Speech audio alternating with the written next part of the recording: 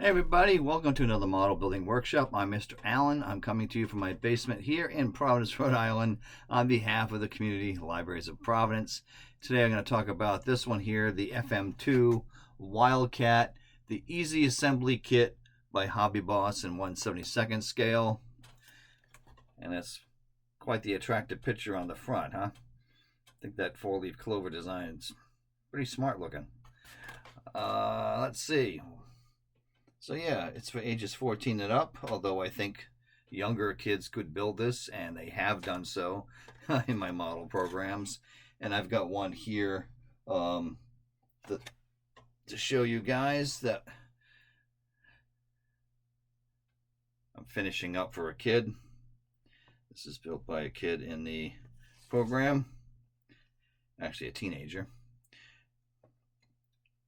And I'm just adding the paint and decals because he didn't want to do that. He just wanted the fun of building it, which a lot of kids do. They just like the challenge of building it, but he wasn't very serious about pursuing the project, beyond that, which is fine. Some teenagers just want to see what it's all about, and that's cool, actually. I think it's great that he gave it a shot.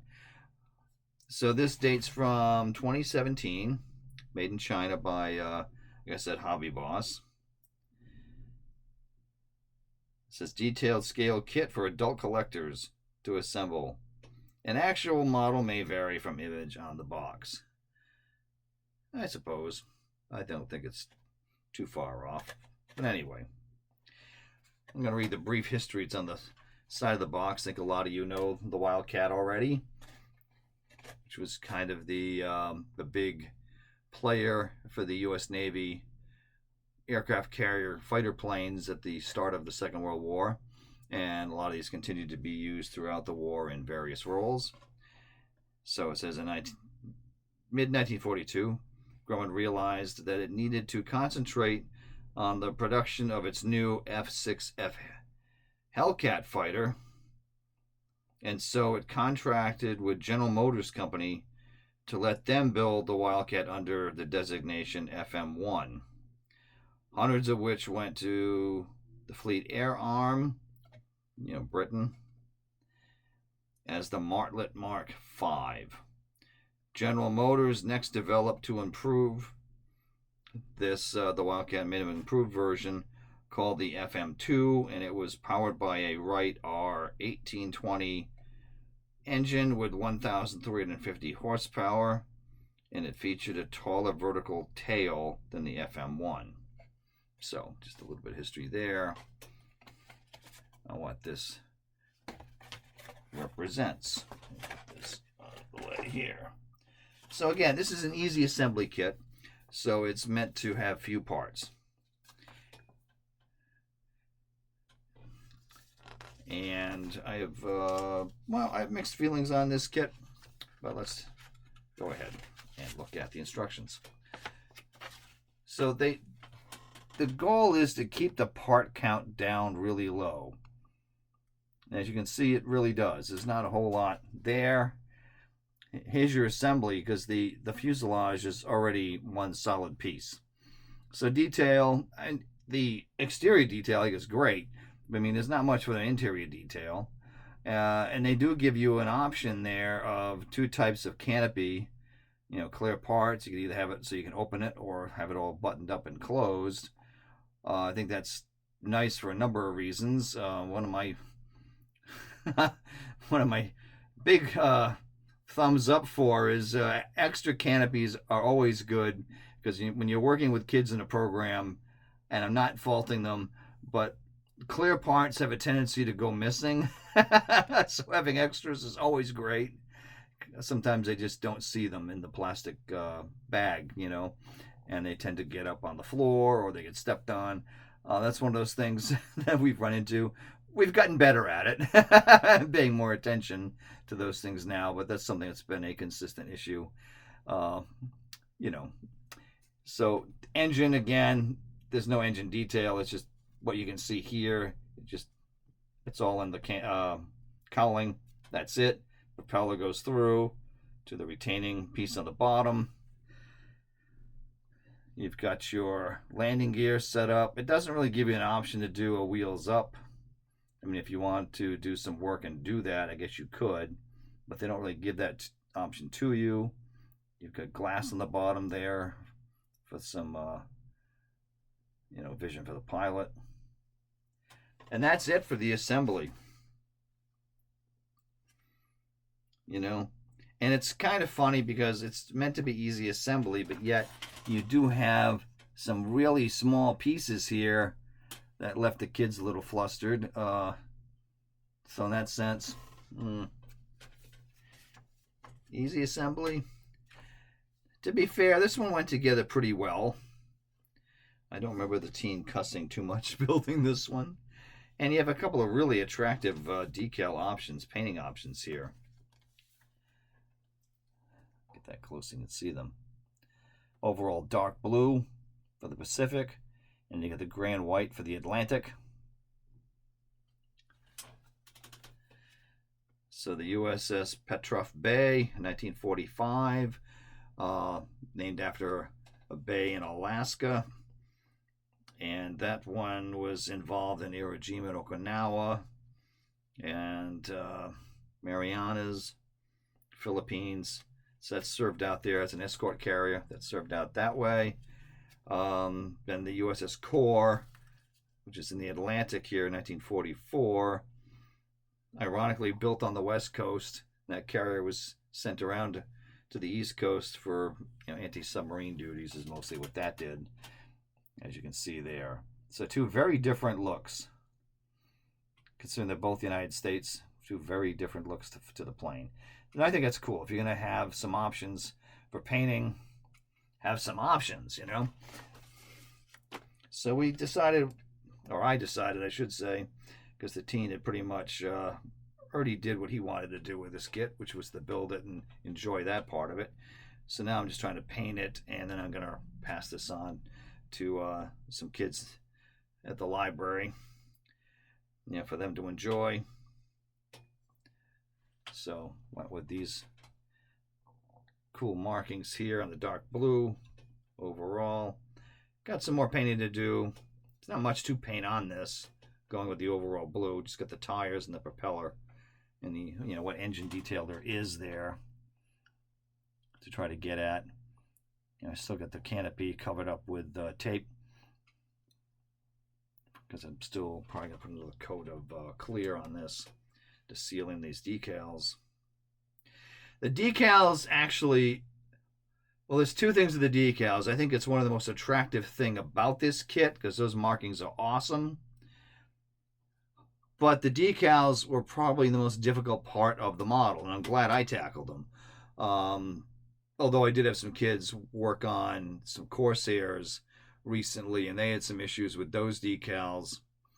They managed, but I wasn't quite understanding what was going on until I just tried it myself and see what some of the issues are. I found that these decals, I could have used a second set of hands to put these decals on the model, because as soon as you try to slide them off the backing paper, it really wanted to fold up upon itself.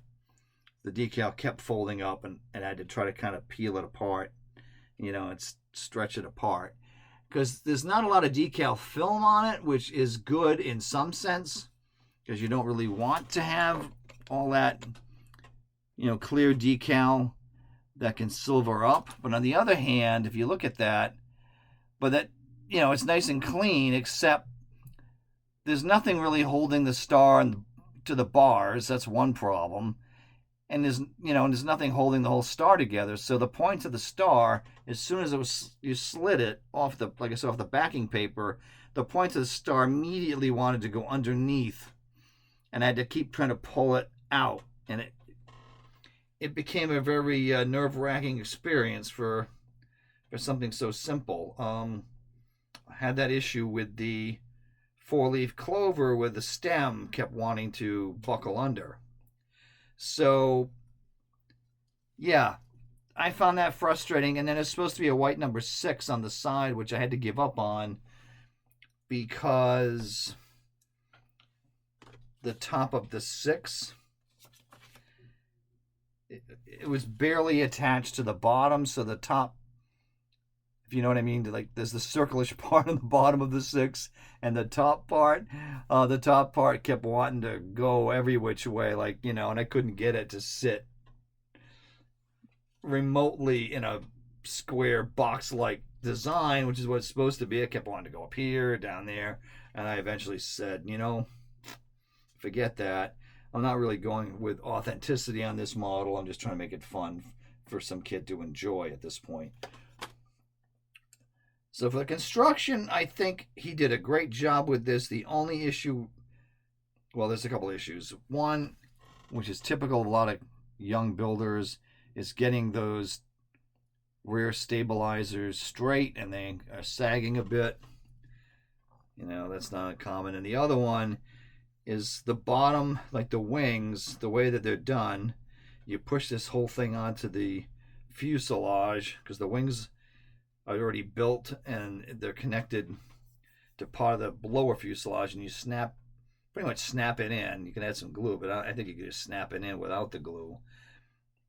And there's a slight gap. I don't know if you can see it, but it gets to a point where, all right, it's in there, and I can't squish it in any tighter than that. It's kind of, there you go. It's pretty much what it is what it is, and that's the end of that. So that's unfortunate that I couldn't press that tighter. So these are things to look for when you just decide to build one. Yeah. So maybe some sanding on these pins may have made that fit better. See what I mean by it just pushes down and that's it? So perhaps sanding on those pins might have made that fit in a little nicer, but it gets to a point where once it was attached, we're committed at that point, and there's no turning back. So there's some pros and cons to the kit. The main pro is that it's a low cost kit, so that's attractive. I think I paid like $10 for it, if that, and again, for the most part, kid friendly. The decals, well, not so much, but perhaps, although the painting would have been a little more difficult to do. Painting white is challenging, especially for younger modelers, because if they're brush painting, it's hard to get a good white that's going to be opaque and actually cover the plastic color. But maybe these decals with the full circle as opposed to just the star and bars, it's got the round part and everything there, perhaps those decals would have cooperated better because they're a little more solid, if that makes sense. I'm not sure how number 20 would have worked, but maybe the decals would be more cooperative on that one. But with a Wildcat, there's so many options to painting them anyhow.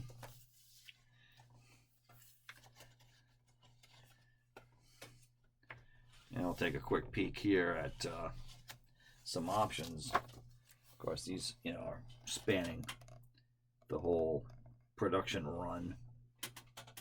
You got Operation Torch up here with the yellow band around the star. You got the pre-war ones with the yellow wings. You got the 1942 with the red-white stripes on the back there. And you got the later war one down the bottom there. And you got the British version, the Martlet. So yeah, there's a lot you could do with a Wildcat if you so desired. And I don't know if any of these are actually the FMs. Hard to tell here. Yeah, there is one here. Number 6. The bottom one seems to be an FM1. And ironically, aboard the USS Block Island. Hey, named after Rhode Island, or the island part of Rhode Island. One of the islands that make up Rhode Island. How's that? That's down the bottom there. So that's from that carrier, Block Island. Yeah. Beautiful island if you ever come visit Rhode Island. So that's from that one. Anyway, that's a look at the FM2 Wildcat kit, the easy assembly one from Hobby Boss. And we'll see you soon on the next model building workshop. Take it easy. Keep on building. We'll see you soon.